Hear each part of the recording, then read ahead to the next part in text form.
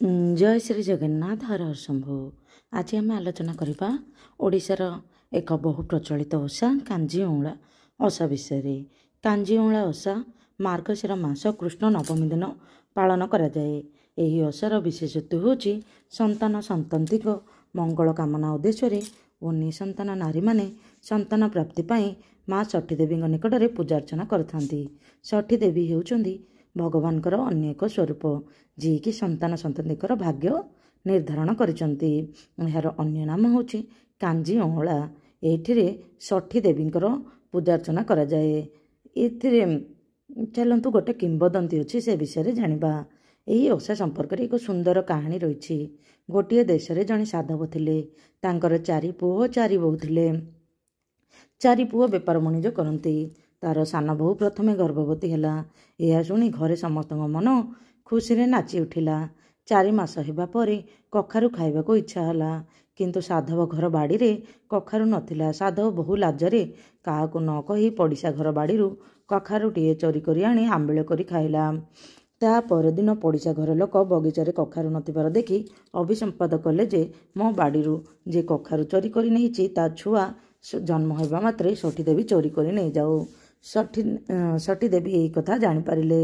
किछि दिन पर सान बहु पुओटीए जन्म देला। गर्भ कष्ट सही न पारी से अचेत होई शोइथिबा बेले षठी ठाकुराणी तार पिलाକୁ चोरई नहीं गले। बहुटी निदरू उठी पाखरे पिलाକୁ न पाई कांदिबाକୁ लागिला। समस्ते चारिआडे खोजिले, किंतु केउठी पाइले नाही। एहीपरि साधवाणीर 5 पुओକୁ षठी देवी चोरी करी नहीं गले। शेषरे पुणी थरे साधवाणी गर्भवती हैला एवं प्रसव समय पाखई आसिबारु ताको भीषण जंत्रणा हैला।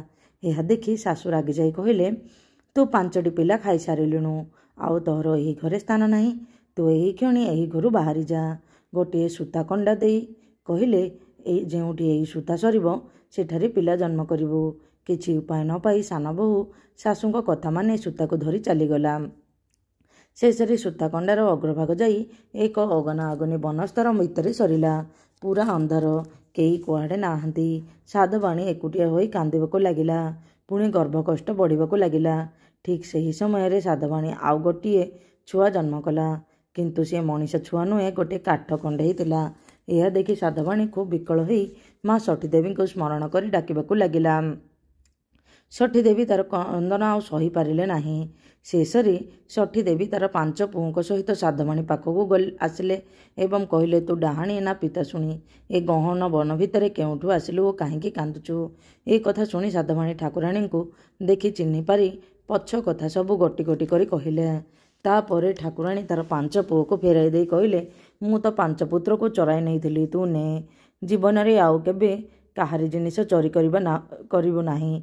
एवं जीवन रे एवं मार्गशीर मास अष्टमी परदिन कांजी ओंला उपवास करिबु। तोर पुत्र मानकर मंगल हेबो। यह शुणी साधवाणी कहले, मु हेउची मूर्ख। पूजा विधि विषय मु किछि जाने नाही। मते ए ओषा विषय विधि विधान दयाकरी कहंतु। तापरे ठाकुराणी सब कहिले। चलंतु एबे जानिबा विधि विधान कथा। मार्गशीर मास कृष्ण पक्ष नवमी दिन सकाळु नारी माने स्नान सारी दिन सारा उपवास करिथांती।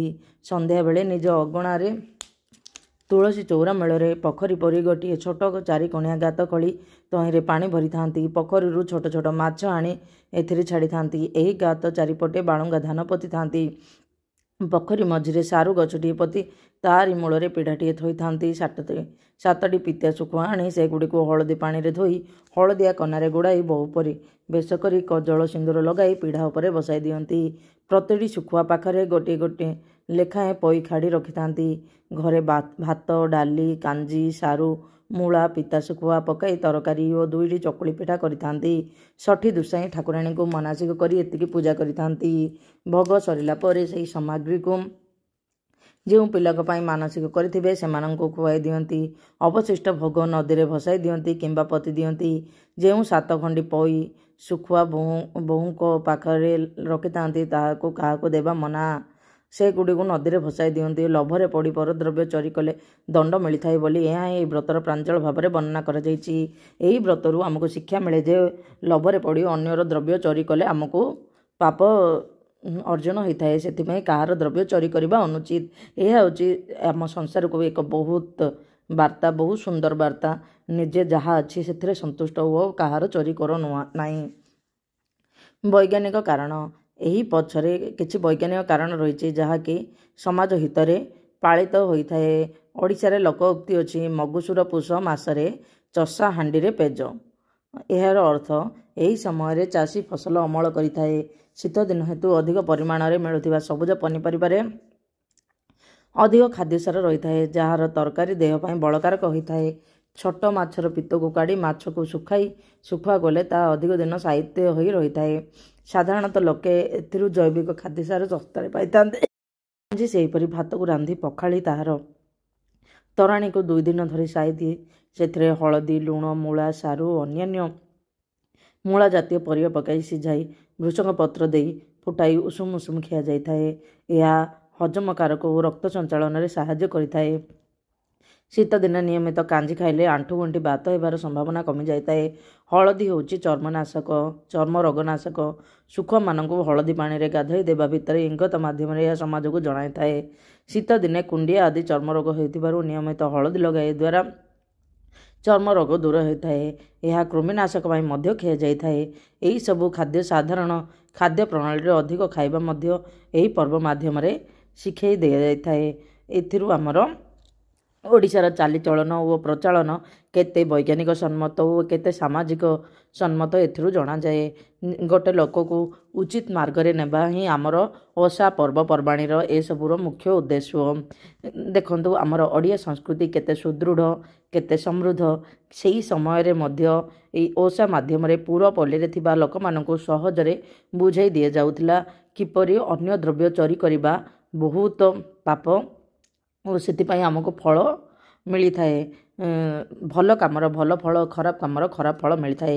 ସେଇଥିପାଇଁ ଉଚିତ କର୍ମ କରିବା ହିଁ ଭଗବାନଙ୍କର ଆରାଧନା କରିବା ସହିତ ସମାନ।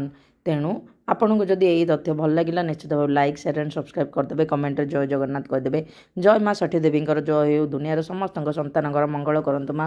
ଦୁନିଆର ସମସ୍ତଙ୍କୁ ହସ ଖୁସିର ଜୀବନ ଯାପନ କରିବା ପାଇଁ ଆପଣଙ୍କର ଆଶୀର୍ବାଦ ନିହାତି ଆବଶ୍ୟକ। ମା ଦୁନିଆର ସମସ୍ତଙ୍କର ମଙ୍ଗଳ କରନ୍ତୁ ମା। ଜୟ ଜଗନ୍ନାଥ। ହର ହର ଶମ୍ଭୁ। ଜୟ ଜଗନ୍ନାଥ।